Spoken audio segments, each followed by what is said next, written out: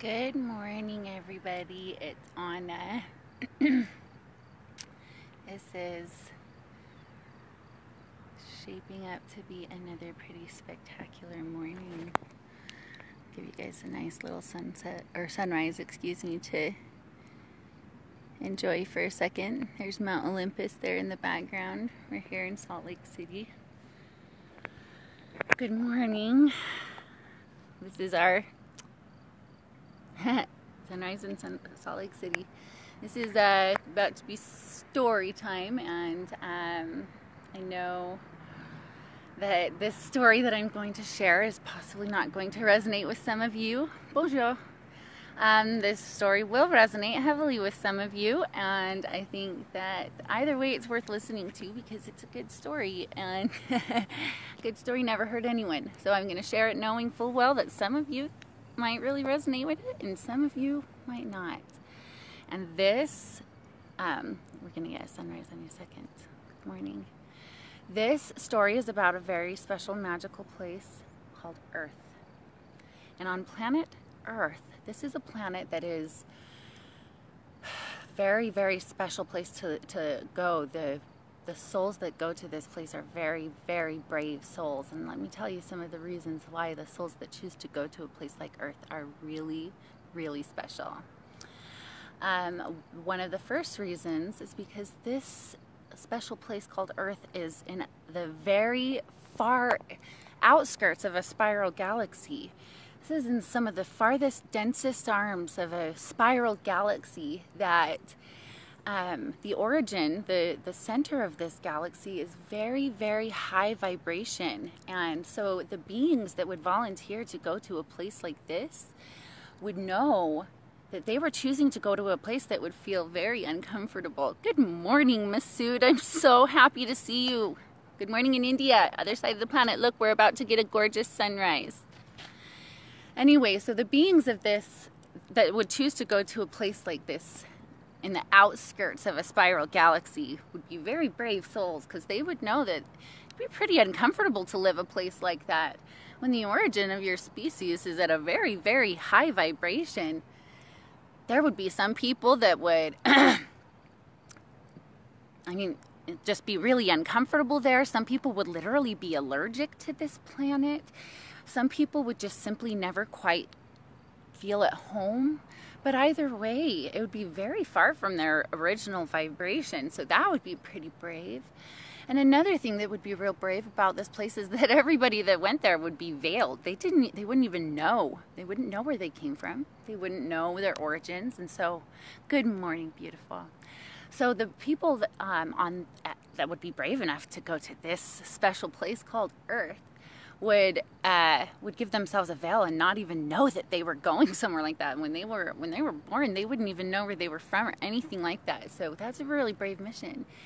And in addition to that, throughout this very gorgeous, spectacular spiral galaxy full of creativity and all of the magnificence necessary to create worlds, throughout this gorgeous Milky Way galaxy that this beautiful planet Earth is in, there would be many planets, and on these other planets, for the most part, they would be more aware of their origins, and there would be many other beings of love and light and other kinds of beings, but most of these planets would have mostly either feline animals or mostly aquatic animals, or some of these planets would have mostly avian, mostly animal or bird type animals. But on this special place called Earth, they would have an encyclopedia full of animals, like every kind of animal that you could imagine. Maybe not every kind you can imagine, but pretty darn close. There'd be like literally between the insects and plants and everything, trillions and trillions of different kinds of species on this magical place. And then in addition to that, the humanoids on this planet, the humans on this particular planet, where most planets would have one kind of race or one tribe that would be familiar with that particular kind of planet. The experiment going on this incredible planet, oh my gosh, the sun's about to rise. the experiment going on this incredible planet, on this planet Earth, would involve 12 tribes. 12 tribes of humans. That is complex. That is taking complexity and timesing it by complexity and throwing in some contrast and timesing it to the nth degree. I mean, it would take some seriously brave souls to volunteer. I mean, it'd be pretty freaking gorgeous. But think about going to a place like this, volunteering to do that, not even remembering where you're from. And not even remembering that where you're from has such, oh my gosh, the sun's about to poke out. Not even remembering that where you're from has such a high vibration that you would feel very uncomfortable a place as dense as Earth. And you would go through some things that would be spectacularly painful on your journey to become self-aware, on your journey towards evolutionary consciousness. You would go through some spectacularly painful things on this contrasting place. So the beings that would choose to go to a place like that must be pretty darn brave. Oh my gosh, let's just stand and look at that for a minute. So while they would know, obviously, going somewhere like this, there would be an incredible amount of beauty and a lot of really, really good things, they would also know that a place like this included an extraordinary amount of contrast, an extraordinary amount of density. And that in order to raise the vibration for this density, they would have to remember things about who they are. They'd have to remember things about their origins. They'd have to remember things about their true genetic background that goes back much farther than planet Earth in this story, whether it resonates with you or not. Now, on this planet, the veil is very powerful, and there's many people that would know about this veil that would also kind of manipulate that veil. And so at some point, I believe, or in this story, there may have been a call for help. There may have been a realization at some point that there might have just been enough contrast on this spectacularly gorgeous planet that people were really, really struggling to figure out the lesson of unity. They were having trouble figuring out how to work together as a team and remember that they're a family.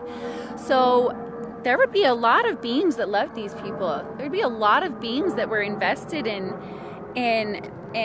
these humans making it, because at this point, this is a cosmic experiment that everybody's learning from all throughout the entire universe. There's a lot of people that are vested in this succeeding, and even if those people down on that beautiful, incredible planet Earth didn't realize that they're really, really loved and that there's a lot of people looking out for them because of that really profound veil they've got, that doesn't change the fact that, cosmically speaking, we've got not only beings that love and are sending down light to help us, but we've got stars, we've got a sun, we've got a moon. All of those things are sending light, and light is knowledge, light is transmissions, light is divine knowledge. So we have a lot of help from on high. But those beings on high that are much more intelligent consciously than the beings that are veiled on Earth would know that, much like the really, really extremely brilliant neural network of a human brain, the group consciousness of planet Earth would also work like a neural network. That is so flippin' pretty. It would also work like a group consciousness, and that in order for these unbelievably powerful beings that don't even know how powerful they are to come into their power and use their plurilomic supercomputers that they are practically toddlers at using right now. They're barely even getting to know. Oh, there's a train. These humans are barely even starting to figure out how to use their magnificent bodies, but their group consciousness works much like the magnificent neural networks of a human brain, which means that as some of these beings start to awaken to their origins, start to awaken to their purpose, to the unity consciousness of what we are, then others would start to awaken too. And others would start to awaken too, like the synapses between neurons. They'd start to have these awakening moments. And there may be some waves of these people that would come in trickles over the periods of thousands of years. They'd be known as great way showers, great teachers, the original neurons awakening in this neural network. But slowly but surely that drip would become a trickle, and there would be more leaders throughout history. There'd be a lot, trust me, there'd be a lot of bad ones on this place too. Wow, God, that's gorgeous. There would be a lot of quote-unquote bad ones on this place too. However, that is so pretty, and look, you can see two suns. Maybe Sirius is waving at us. There would be some quote-unquote bad leaders on this place too, and those ones might even make more noise than the good leaders. But trust me, there would be plenty of way showers on this incredible planet. And then at some point, like the neural network of an incredible mass consciousness, a group consciousness mind, an incredible brain, more and more would awaken. And then at some point there would be a wave so profound that you could not ignore these awakening souls that are starting to remember the origins of our species. And at this time, they would be able to band together, because this is how unity consciousness becomes really known, is that the people begin to realize that they don't need to go against one another. The way to really heal our planet, the way to really help one another, is to turn and serve our neighbors, to turn and be the answer personally in our own lives, so that we can create the neural network for peace. Because what happens is we start to imagine and create a reality that's in a higher dimension, because we are multidimensional beings. We have help from on high, so we're getting light from many, many other places, including photonic light throughout our planet that is maybe making a lot of people feel kind of stressed right now, like the walls are coming in a lot of ways, but also it's preparing the world for change. Preparing the world for a change that it is ready for. Preparing the world for a change that it's been preparing for. Now, on this planet, if this planet really did exist in this particular way, we'll see if that resonates with you or not. At some point, there would be a lot of different prophecies that would probably talk about a point like this. But at some point, that wave would come forth. And the dreams that the people had of peace, and the dreams that the people had of unity, and the dreams that the teachers, the great teachers throughout history spoke of us being one, of us being family, of us being tribe, of us being, that we should love one another as we love ourselves, and that we can accomplish great miracles when we band together. I don't know, maybe that planet might just be able to come together and prove that, prove that after all. So I like that story. That's a story that I really quite enjoy about Earth. I really enjoy thinking about the potential beings that are ready to watch this experiment succeed, and ready to watch the beings of that gorgeous, this beautiful planet remember who they are, so that they can come into the glory of what they're actually truly meant to be.